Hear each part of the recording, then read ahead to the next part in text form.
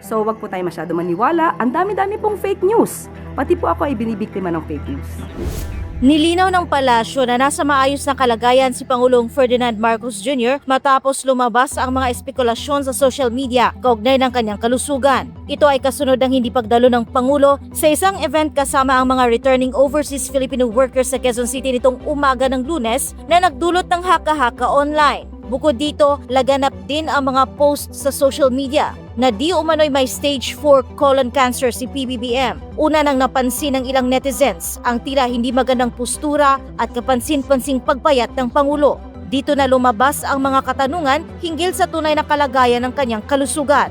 Sa Palace briefing, sinabi ni Presidential Communications Office Undersecretary Claire Castro na walang dapat ikabahala ang publiko. Maayos po siya. Iginiit din ni Castro na hindi dapat basta-basta paniwalaan ang mga kumakalat na impormasyon sa social media lalo na kung walang sapat na batayan. Dagdag pa niya, maging siya ay nakaranas na rin ng maling impormasyon na kumakalat sa internet. Tayo naman po ay mainstream media. Siguro mas mangingibabaw dapat ang mainstream media kaysa sa mga SOCMED na walang basihan. So wag po tayo masyado maniwala, ang dami-dami pong fake news. Pati po ako ay binibiktima ng fake news. Sa kabila ng mga isyu, inaasahan anya na makikita ang Pangulo sa mga susunod niyang opisyal na aktibidad na magsisilbing patunay ng kanyang maayos na kalagayan. At bilang patunay nito, nagpakita siya sa isang okasyon sa Malacanang. Lunes ng hapon, Abril 6, ay pinangunahan ni Marcos Jr. ang panunumpa sa tungkulin ng mga bagong halal na National Executive Officers ng Vice Mayors League of the Philippines. Sa kabuang 42 vice mayors, 29 lamang ang nakadalo sa nasabing aktibidad. Ayon sa palasyo, pinili ng ibang opisyal na lumiban sa aktibidad para makatipid ngayong panahon ng krisis. May ilan din umanong hindi pinayagan ng kani-kanilang mga alkalde. Good afternoon, Yusek. May we just get an update po sa DBCC meeting last week?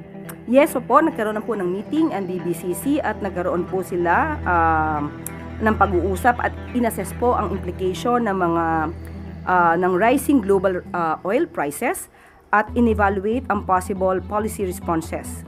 Kasama na po rito ang measures on fuel excise taxes nito pong nakaraang Holy Week.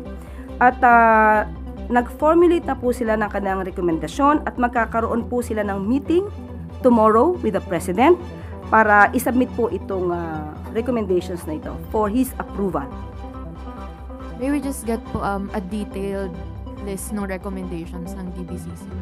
Bukas na po, matapos po ng meeting. So, can we say, Yusek, na possibly tomorrow meron na pong decision si President regarding sa emergency powers?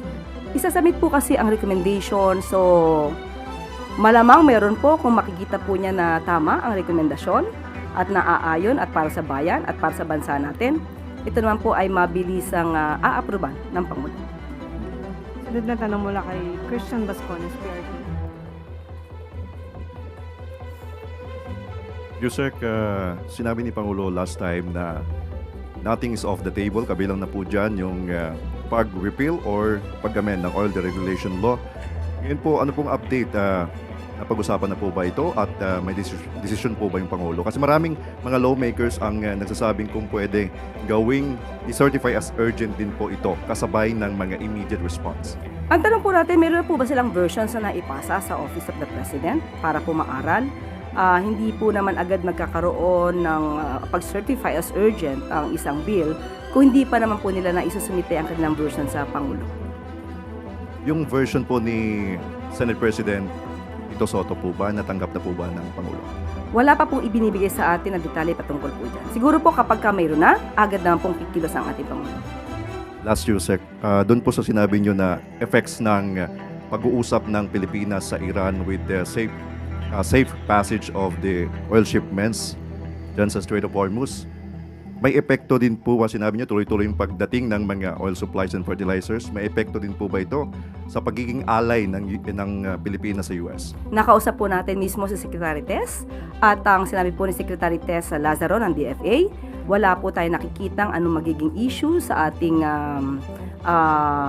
kaibigan na bansa na US dahil alam naman po nila ang sitwasyon ngayon at hinahalin tulad po ito sa pag-angkat po natin ng oil mula sa Russia. Thank you, Yusek. Sunod na tanong mula kay Marisol Halili, TV5. Good morning, Yusek. Yusek, as we speak, nakakadaan na po ba yung mga Philippine-bound vessel dyan po sa Strait of Hormuz? And kasama na rin po ba dyan, not just yung petroleum products, pero maging yung mga export products from the Philippines na patungo ng Middle East? Opo, kasi po, ang sinabi po sa atin dito, of course, pag sinabi po natin na pwedeng dumaan, lahat po ng Philippine products or PH-bound goods, ay ito po ay mapapakinabangan po natin. Sa ngayon po, ayon po kay Secretary Tez Lazaro, nag-request po sila na makaraan po ang Philippine flag bulk carriers with Filipino seafarers to pass the Strait of Hormuz nung Friday po. At sa ngayon po ay aalamin po ni Secretary Tez Lazaro kung ano na po ang nangyari at ano yung response ng Terran and Marina authorities. But how soon natin mararamdaman yung epekto po nito pagdating naman sa presyo ng petrolyo? Because of course, a lot of us are concerned about the rising or increasing prices of petroleum. So gaano po natin to katagal bago maramdaman? Nakausap din po natin si Secretary Sharon patungkol po dyan. Ang sabi po ni Secretary Sharon Garin ng DOE, ito po ay patungkol sa safe passage ng ating Philippine carriage, Philippine-bound na goods, and Philippine crew. So, hindi po pinag-uusapan dito ang halaga. Ang pinag-uusapan po dito ay yung patuloy na supply ng produktong petrolyo sa ating bansa. So for now, ang na-secure lamang po natin ay yung enough supply. So because of the opening of Strait of Hormuz for the Philippines, gaano katagal po yung pwedeng madagdag sa ating inventaryo? Ayan po ang alamin po natin dahil mamaya po ay magkakaroon ng meeting. Alauna po with Secretary Sharon Garin. Sunod na tanong mula kay Krista Nandalo, Newswatch Plus. Hi Yusek, good afternoon. Follow-up lang din po doon sa Philippines and Iran safe passage deal. While the government and some lawmakers are calling it a diplomatic win, but you know there are critics also who would argue that yung dinadownplay po yung impact nitong nangyaring diplomatic effort ng government. Ang sabi po ng iba, wala naman daw po talagang barko ang Pilipinas sa Strait of Hormuz and ang kumukuha tayo ng oil sa Singapore and Korea. So for those po, anong response ng Malacanang sa ganun? Anong pagkakasabi na walang barko? Wala tayong oil tanker? Ganun po ba ang ibig na sabihin? Ganun po yung pinalalabas ma'am ng iba. Kritiko. Sinong iba? Okay, for example po si dating Labor Undersecretary Jean Paras, ang isa pong sinasabi niya ay hindi daw po parang hindi sila naniniwala doon sa effect nung deal ng Philippines and Iran. Yan po kasi minsan na mahirap sa kapwa natin Pilipino. Alam na natin kung paano nagtatrabaho ang Pangulo at ang administrasyon na ito para masiguro po ang supply ng produktong petrolyo sa ating bansa. Pero meron pa rin talagang pilit na humahatak pababa. Pero tandaan po natin, pag sabi po nating Philippine flag vessels, hindi naman po ibig sabihin na ito po ay mismong barko ng Pilipinas. Ang sinasabi po dito, pag Philippine flag vessel, ang ibig sabihin ay registered with the Marina at authorized na mag-travel at ito'y kinakailangan na pag-aari, kontrolado o at least na chartered by Filipino citizens or corporations with at least 60% of capital owned by Filipinos. Of course, subject to Philippine laws on safety and labor. Hindi po yun technical or literally barko ng Pilipinas. Next question mula kay Ivan Mayri ng GMA News. Yusek, habang nananatili pong uncertain ang sitwasyon ng ating supply, fuel supply, maraming proposals ang finofloat, among them the imposition of purchase limits. Si Congressman Ridon, ang sinabi po niya, mas magandang gawin itong purchase limits sa halip na mag-rationing. Does the palace stand on this proposal?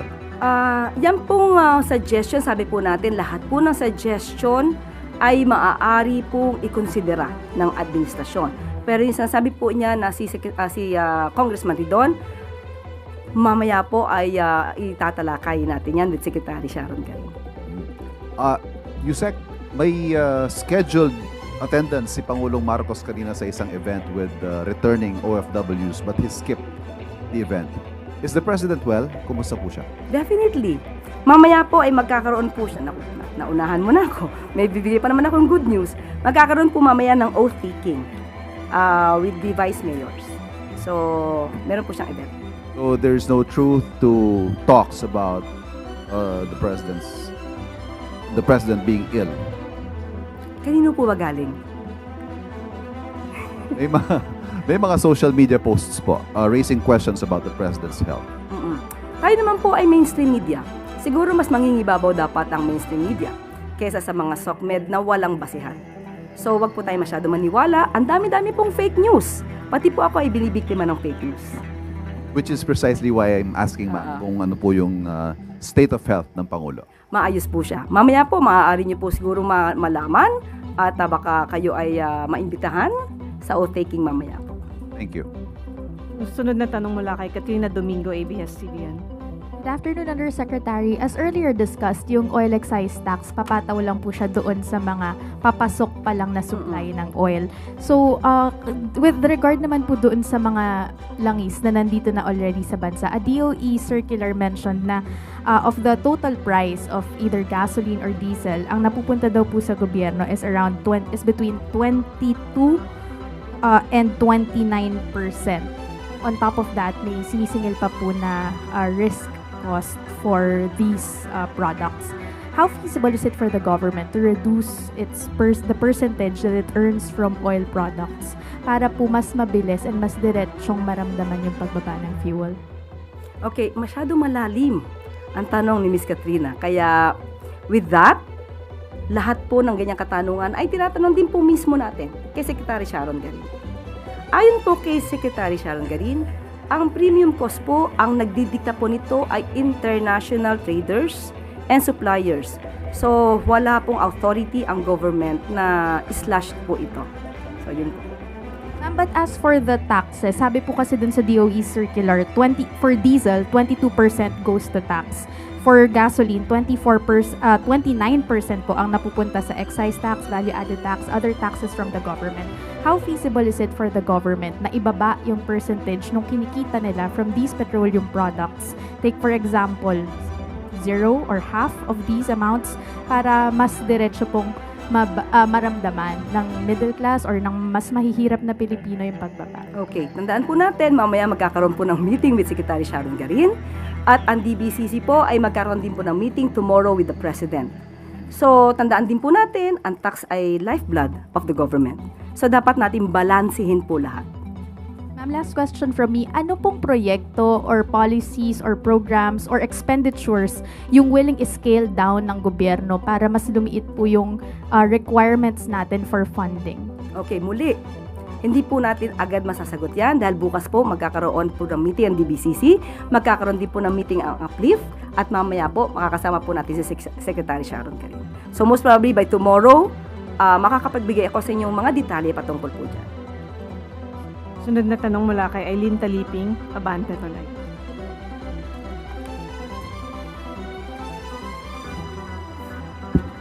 Good afternoon, Yusek. Sinabi nyo nung last week, yung mga basic and prime commodities ay hindi tataas ng hanggang April 16. Pero yung pinaka-basic as in basic, yung tulad ng uling dahil ginagamit na ngayon yan alternate para sa mataas na presyo ng LPG, yung mantikang tingi at saka yung mineral water fill, nagtaas na din po. Hindi ba ito sakop ng DTI? Yan katanungan po na yan ay ibabato ko na po mismo kay Secretary Chris Roque dahil wala pa pong naibaba sa atin na impormasyon patungkol po dyan. Hindi po ba ito kayang gawin o bantayan din ng LGUs? Kasi mga palengke ito na yung palengke na pambayan. Hindi ito yung nasa supermarket na mga kayang binigay na listahan sa amin. Kaya nga po, ibibigay ko po sa inyo ang patungkol po dyan once na nakausap ko po si Secretary Chris Roque patungkol po dyan. Thank you. Sunod na tanong mula kay Lep Narciso, DZRH.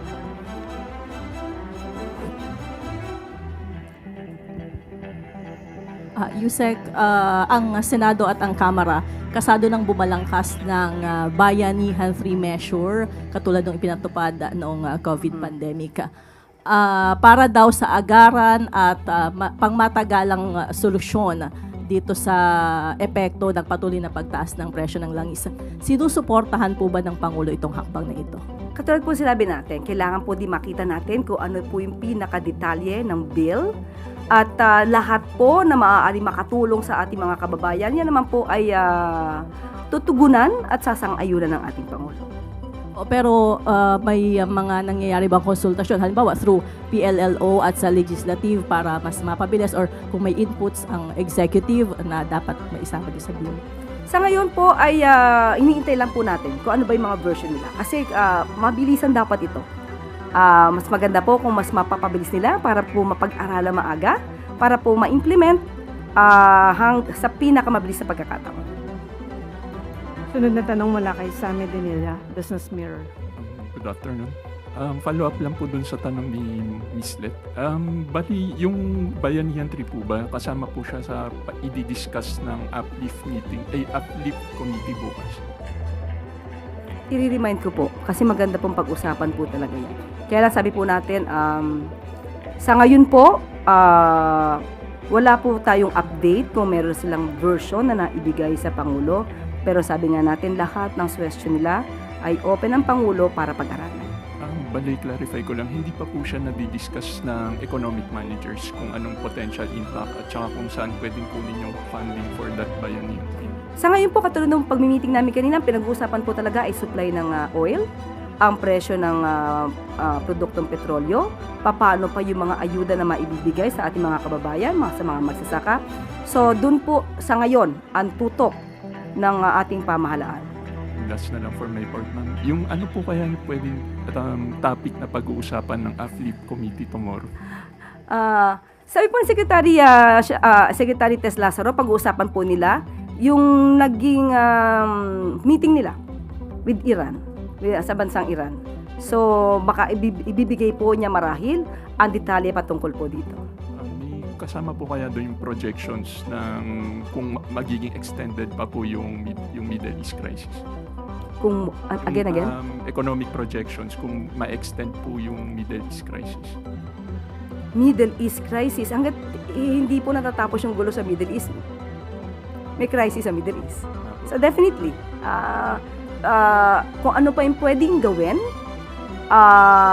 para mas ma-lessen ang impact ng oil crisis dito sa Middle East, yan naman po ay pinag-uusapan.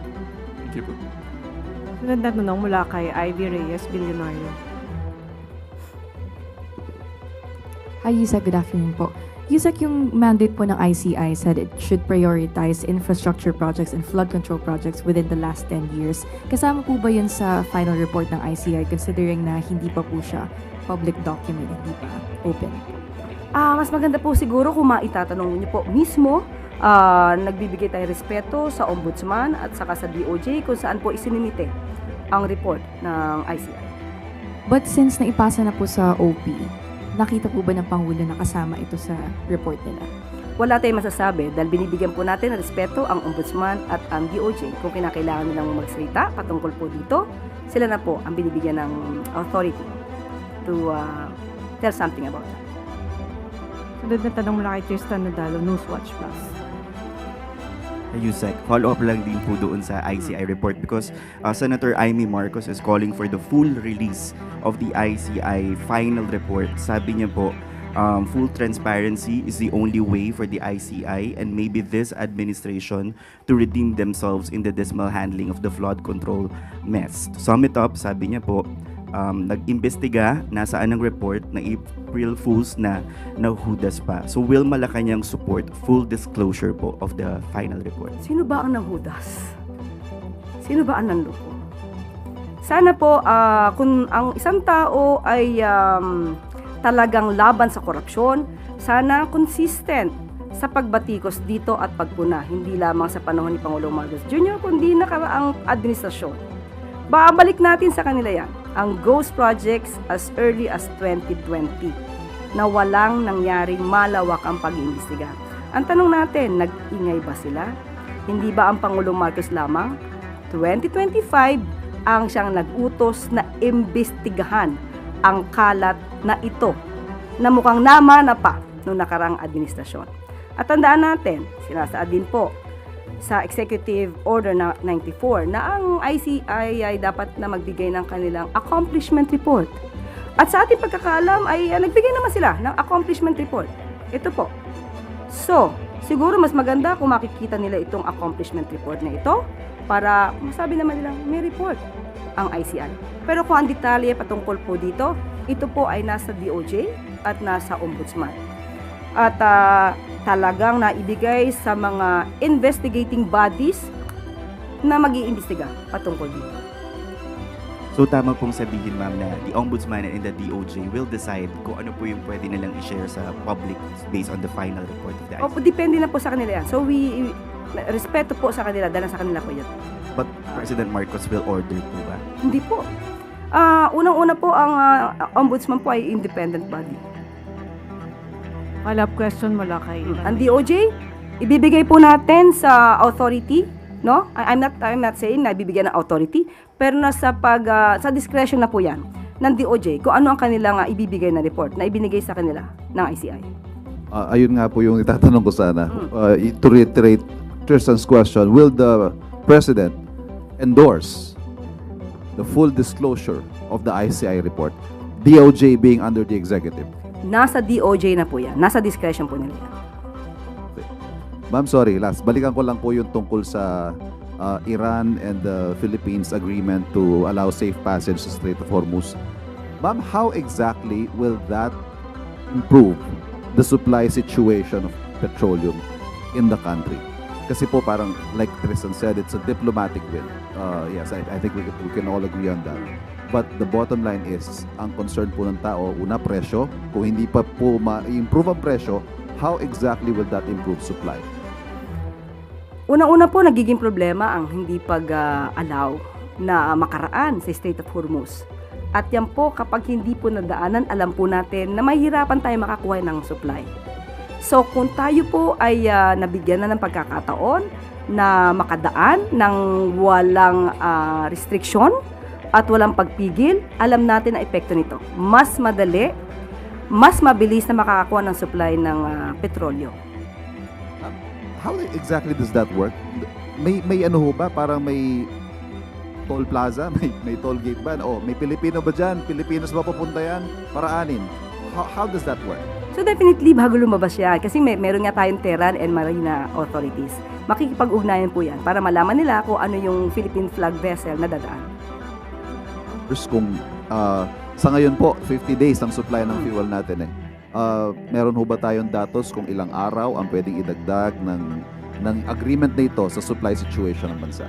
Ulitin natin, mamaya pong alauna, makakasama po natin si Secretary Sharon Garin para sa mas detalyeng report patungkol po dyan. Salamat po.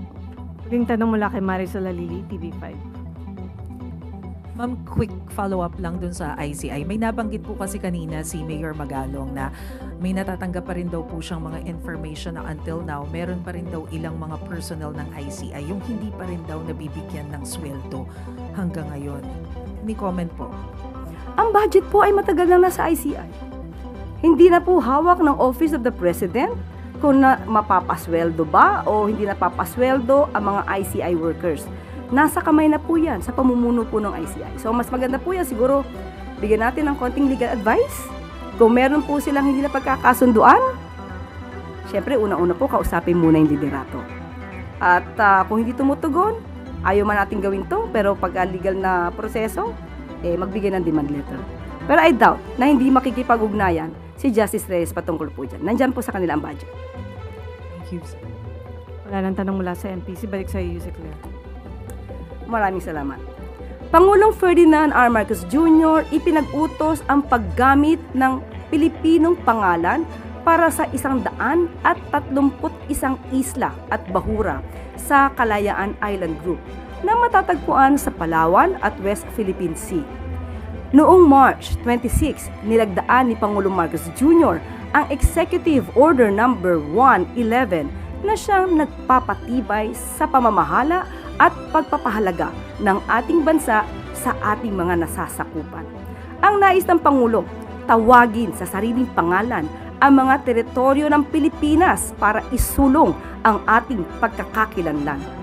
Isa itong hakbang na naaayon sa existing maritime laws and policies at nakabase sa rekomendasyon ng National Maritime Council upang isulong ang soberanya ng Pilipinas, isang bagay na buong pusong pinagtatanggol ng pamahalaan.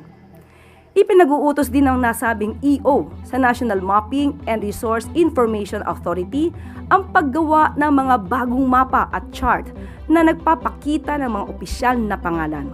Bukod dito, gagamitin na rin ang mga opisyal na pangalan sa pagtuturo sa mga paaralan sa ilalim ng DepEd, CHED at TESDA at maging sa mga opisyal na dokumento at komunikasyon ng lahat ng mga ahensya ng gobyerno. Nanatiling matibay ang paninindigan ng pamahalaan na ipaglaban ang ating mga nasasakupan gamit ang payapa at wastong pamamaraan. Sa atin, sa bawat Pilipino, ang West Philippine Sea at mga kapuluan ng kalayaan sa Palawan. Naway maging hakbang ito tungo sa mas malawak na pagsulong ng ating pagkakakilanlan bilang nagkakaisang bayan.